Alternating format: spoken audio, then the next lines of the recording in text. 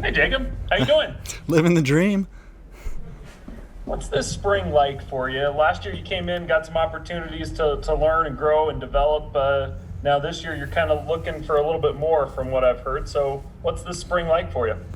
This spring has been so exciting. Like my first time in competition with the other quarterbacks, and it's just been so excited to be finally into it. Last year was getting home from my mission, working on the scout team, and that was a blast. I enjoyed every moment.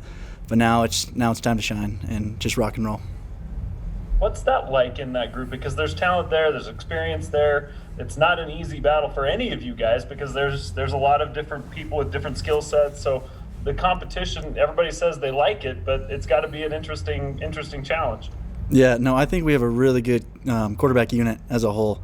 Every person brings their own talents and abilities, and what I really like is we learn from each other, and there's open feedback. No one's closed off from one another, so it's a super healthy competition. Even though there's obviously everyone wants to be the guy, and so everyone's got the back of their head, but it's a really healthy competition right now.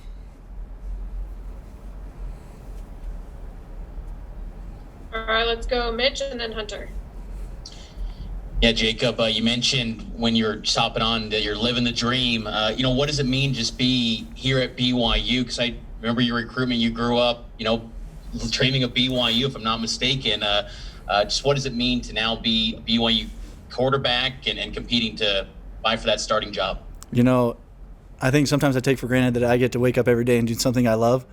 And to be here finally at the university and the education and the football, it's literally living a dream that I've planned out since I was just a young kid. It was funny, my dad and I looked back, and since like third grade, we had every year mapped out all the way up to now. And it was cool to finally be here and to make dreams become a reality. I talked a couple weeks ago with Coach Roderick, and you mentioned that you've already learned the playbook already. What did you do last year in terms of the study and the workload that you took on with balancing school and football? Maybe just to walk us through what last year was like and the work you put in to learn that playbook. Yeah, it was pretty crazy, getting here 2 days before school started in the fall semester and just getting thrown into the fire. What was awesome for me is to learn under Zach. I mean, obviously he was doing something right. He's going to be a first-round draft pick. And so just to be able to learn from him and just dive into the playbook. I know a lot of kids who graduated in my class are getting here now, and they're learning now. But I had a full season to learn from Baylor, from Jaron, from Zach, from Coach A-Rod, and just really take advantage of the opportunity to learn. And so I was able to dive into the playbook, and so it's almost now like I'm coming in as a veteran. Jacob, if you could use a couple words to describe your playing style as a quarterback and kind of your strengths under center, what would those 2 words be? I like to consider myself a smooth operator, cool, calm, and collective under pressure. That's awesome. And then who have been some of the wide receivers that you've developed some chemistry with? I know we're just a little over a week into practices, but who are some of the guys that you've developed a relationship with and some chemistry with? Man, it's hard to name them. I think just over the past spring and last year, I was able to work with almost every receiver and just build a personal relationship and also on the field. And obviously, I've got a tight relationship with Gunner. I played 2 years with him in high school, and it's like not even skipping a beat. But just every receiver, just to see them all grow and just build a relationship with each of the quarterbacks has been super special.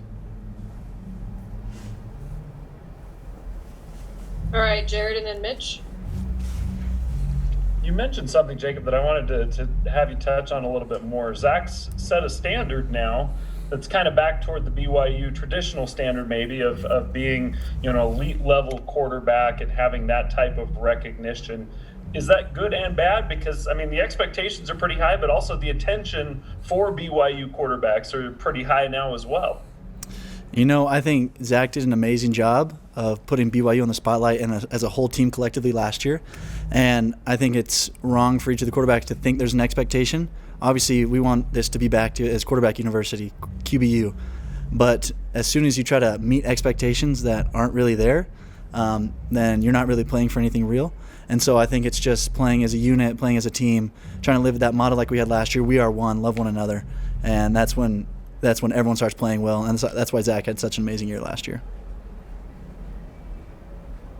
Jacob, maybe describe what it was like coming back physically from the mission. The outside narrative, as we all know, many people think that it's an advantage for BYU, but it takes time for you guys to get back into it. Just maybe physically, how was it coming back from serving a mission for the church? Yeah, the mission body is a real thing, and it takes about 8 months to a year to finally feel 100%. I thought I felt good coming back, and there are little dinky injuries here and there, just normal mission things. But now I feel like my body's 100%. I've never felt in better shape than I am now. I can totally see that my mission body and now what I am now. It's been a cool difference to see. What do you feel like in your mind you're going to have to do to maybe close the gap with guys like Baylor and Jaron, who are juniors, got a couple starts under their belts in their careers? You as a true freshman, what do you feel like you're going to have to do to try to be that week one starter against Arizona?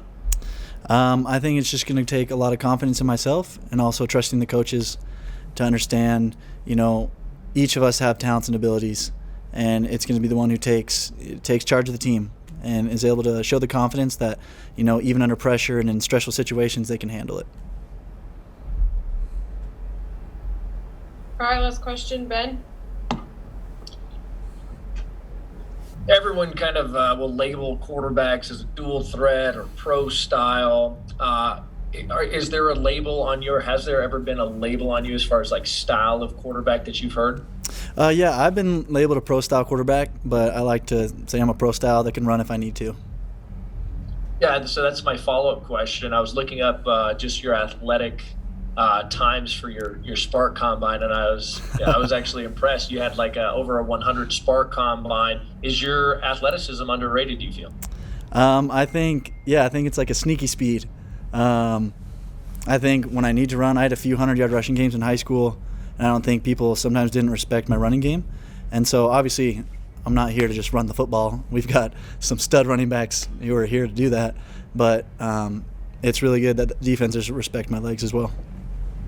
Now, are you comfortable with zone reads and keeping and I mean, obviously you were in high school, but at the collegiate level, it's a little bit more physical, a little faster. Have you been able to become a little bit more comfortable with that at BYU? Yeah, 100%. Especially going against the first team defense last year, I got live to look at it every day, and there's almost it's been a pretty good transition.